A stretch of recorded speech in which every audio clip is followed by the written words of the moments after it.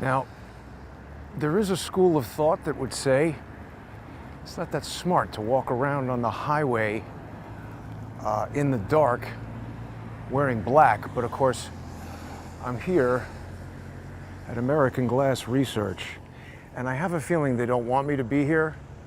I have no bad intentions, but I don't want to test it. And so, under the cover of darkness, I didn't even know what I'm doing here. I just was in Pittsburgh trying to check if Max Urich was dead or alive. And I figured we could come and look around and see what we see.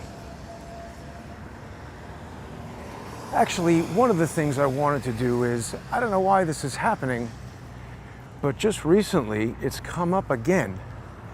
This stupid notion of muzzle flash coming out of one of the first story windows. I thought we put this to bed, but you know, maybe it's social engineers. I don't know. The stories come back, and I just want to go over some of the key points to point out to people how there is no way that muzzle flash came out of the first story windows. Not the first window, not the second window. This is the Butler PA Farm Show Fairgrounds over there. We've got our infamous water tower in the distance. I'm not live right now for obvious reasons.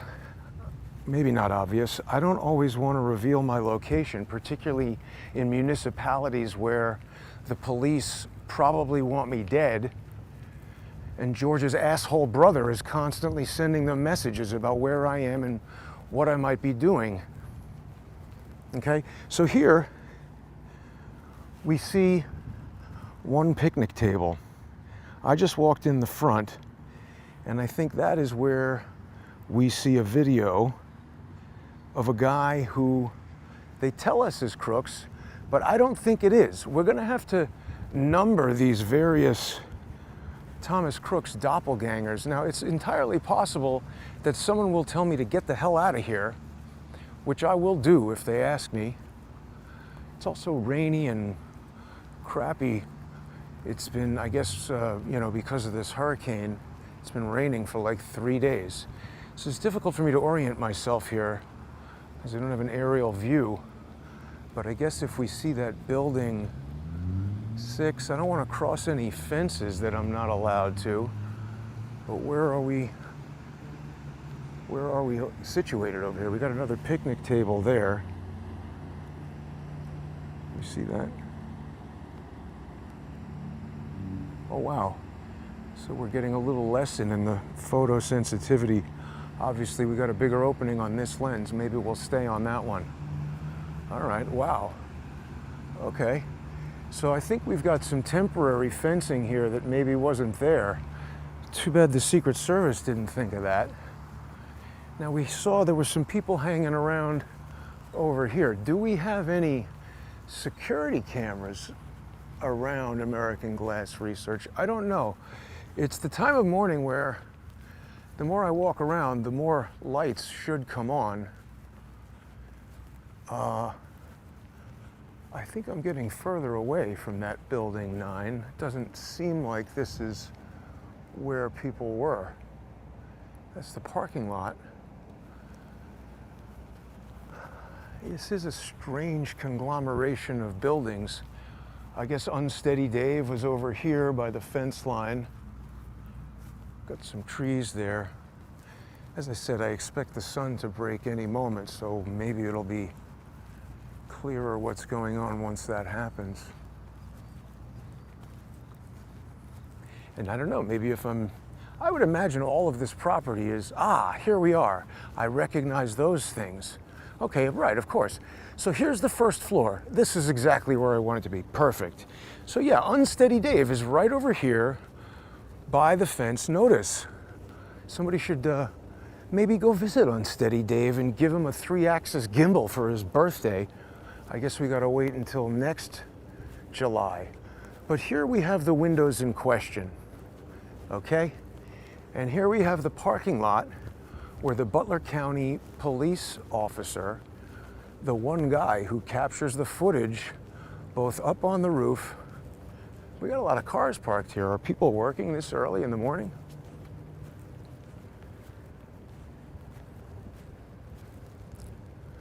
I don't want to bother anybody. I have no bad intentions. But, okay. This is right where the car pulls up. That's going to be building 9. Or what is it? Building, let's see if we can, might be too dark on this lens. I think we can see that. See, and also by not going live, I'm shooting in a high bitrate mode.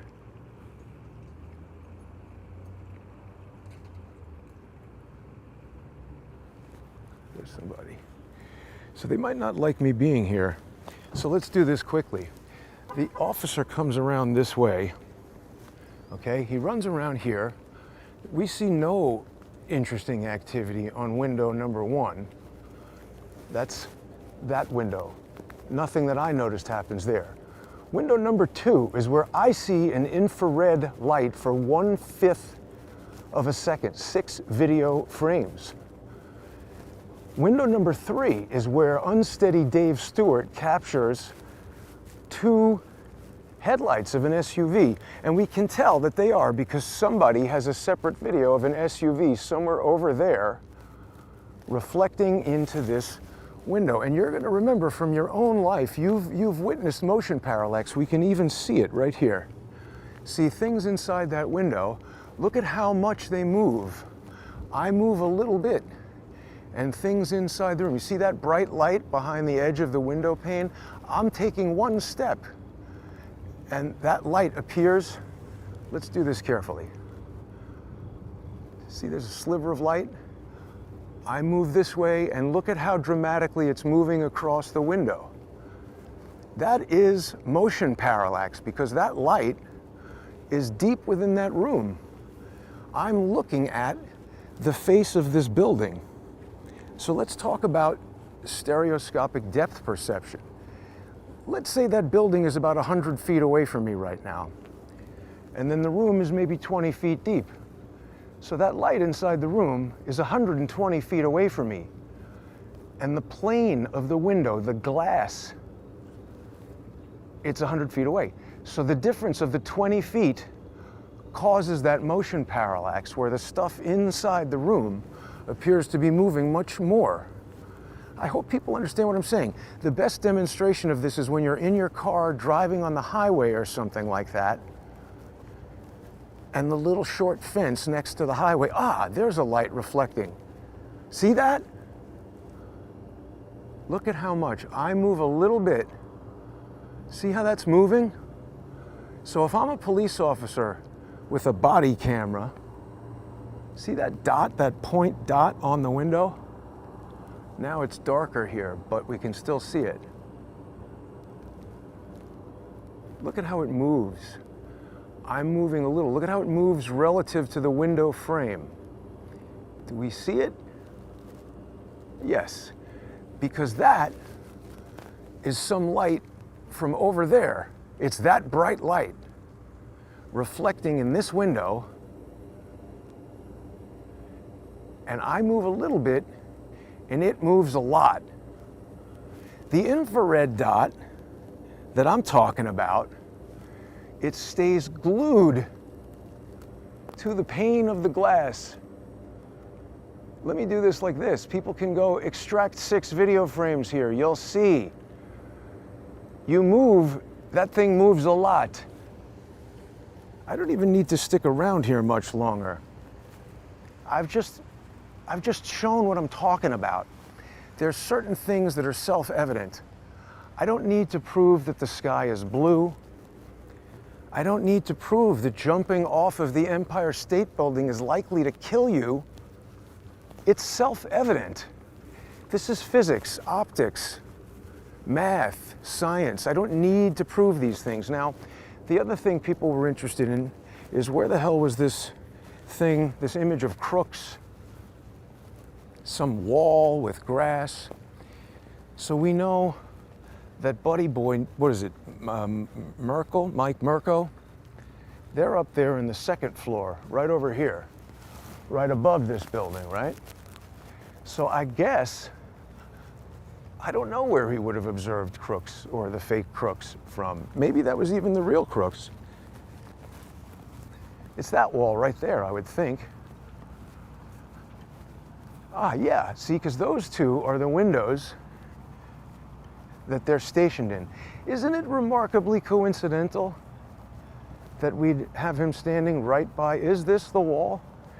I mean, let me see. How many angles of this wall can we see and determine later when we're looking at that blurry, low-resolution photo that hopefully my lawsuit will get us a better image of? They're probably like, hey, who is this guy walking around? Maybe it's that wall over there. So is he photographing him out of this window? These guys are dancing all around American Glass Research. I think I'm about to be confronted by an employee here. I'd say it's this wall. Let's just see if we can get footage before I get kicked out. I think it's this wall that Crooks is hanging out at. There's the park bench or whatever. We've got these stairs here. Yeah, it must be this, by door lucky number 13. I think that's where the photograph of Crooks is taken. I would think. I don't know, if this was New York, I would get kicked out of here by now. I can't believe the lack of security at this site. It's a good thing I have no ill intent. I got no beef with American Glass Research. Well, I think it's a Masonic something or other. And I don't know. There we go. So we've just learned a lot about that window. And by the way, people are going to be annoyed that I didn't walk right up to it and look and see if it can open. So, okay, I've looked at some more debate on this last night. Some people are saying, oh, that's I don't know, I'm not a window expert, but it's some bay window, some other kind of window that can open, can't open. Here's the thing. Even if you have the exact same window at your house from the same manufacturer and yours opens, how do you know 20 years ago these guys weren't installing it and they said, oh, they forgot some part. All right, well, let's just screw it shut. Let's seal it with Bondo. Let's glue it with Gorilla Glue. We don't ever want this window to open. Let's weld the damn thing shut. The point of the matter is, Clay Higgins, he's a representative in Congress. He came here, he investigated that window. He used to be a cop, so he's not some dope. He's a guy with professional investigative skills. He looked at it. And he was here days after the incident. He said it wasn't broken, it hadn't been recently replaced. He interviewed the person whose office it is, and they said it's never opened in 10 years, 20 years. What was the testimony? And on top of all that, it is not seen open in the video in question. So, what the hell is going on with all this debate? Now, I want people to observe the side of this building. Do we see these vertical lines? That's a consistent pattern. This does not look like a recently replaced window to me. It's got dirt on it. There's rust here in the corner. Even though it looks like it might open, I don't know anything about installing windows. That tape on it looks old. This window's been here for a long, long time, okay? And people are gonna say, no, I looked at the video and in the upper left-hand corner, it looks like there's smoke. Let me explain again for the dense. Video compression, it relies on a delta scheme, a delta frame scheme, meaning a computer analyzes not just the frame as it does with the JPEG photo made from something like an HEIC image from Detective Gian Vito's phone, because that's just a single image. There's discrete cosine transformation and other things that happen, color decimation, to make the photo smaller so that it occupies less space on a computer disk or being transmitted over the internet. These are compression schemes that have existed since the 1980s that I'm aware of. And there are more modern ones now that do wavelet things and whatever.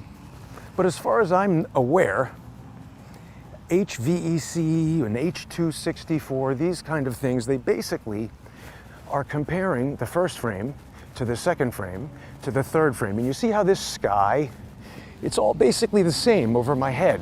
So instead of storing 30 pictures of this sky for every second of video, this complex computer algorithm is going to say, gee, Jason's mouth is moving like a fucking motor, as it always does. So we got a lot of changes over here and not a lot of changes over here. So we need more data around this area and less up here. So from frame to frame, the delta, the difference is low, and therefore the data is low, okay? Now these are algorithms. They have certain rules about how things generally work. They understand that this is a pretty common type of shot that you would have in a video. Somebody in the center of the frame talking with a particular area of the frame not changing a lot. Now, when you get an epileptic moron like Unsteady Dave shaking around like crazy, photographing, excuse me, we're talking now about the police body cam. The police body cam also uses the same type of compression schemes. I'm leaving. No, I don't think so. I'm leaving. Have a nice day. Do you know if Masons started this place? And then you can't help me. Perfect timing. Just in time to GTFO. How do we like the logo on that? Looks like the U.S. Army Corps of Reserves, or engineers. That was perfect timing. Kicked out right on time. Anyway, the police body cam, the guy's moving around pretty erratically. It's a super wide lens. There's a lot of stuff changing in there. Plus, I've stabilized it, so what you see looks like it's not moving around that much, but it actually is. So there's all this delta happening around those vertical lines, which the scheme expects them to remain straight, and when they aren't, it becomes confused and certain artifacts get introduced. It's breaking the compression, and that's not how it's supposed to work. But that's what makes it look like smoke. Blocky areas that are changing frame to frame because there's not enough data to properly represent what that thing is supposed to look like. So that right there was a lesson in video compression, motion parallax. The last thing I want to say is the empirical evidence that it's not muzzle flash is that the muzzle flash of a gunshot, it's the residual heat and light and energy from an explosion that happens inside the cartridge of a bullet? What do you call a projectile and the cartridge inside a gun? Gun people know what I'm talking about. The hammer in your gun hits the thing that ignites the chemical gunpowder inside there and creates an explosion in the barrel of the gun and sends the projectile down the barrel out the front of the gun. Gas and heat energy shoot out the front and you see a flash. But this is a chemical explosion that takes place over between 1/500th and 1/1000th of a second, according to the internet. And when you are running a police body camera at 30 frames per second, even in a very low light situation where the camera has the ability to keep the shutter open for the entire duration of an entire video frame, that's 1/30th of a second. That wasn't happening in the middle of the day in July. A camera like that will use a high shutter speed to compensate for too much light, exposing the sensor for less than 1/30th of a second, maybe even much less. The point of the matter is, even if it's open the whole entire time, there's only 1/30th of a second per photograph that has an opportunity to even see that 1/500th of a second event. 1/500th of a second is a much smaller amount of time than 1/30th of a second. So if something happens in 1/500th of a second, if your shutter happens to be open during that 1/500th of a second, you'll see it. but then the shutter closes and we go to the next frame and that event is over. So there's no fucking way on earth, since the invention of firearms and motion picture cameras, that a muzzle flash is being recorded over more than one, maybe two, if the event happens right in the middle. It's super unlikely. One frame is all you're getting of muzzle flash at 30 frames per second.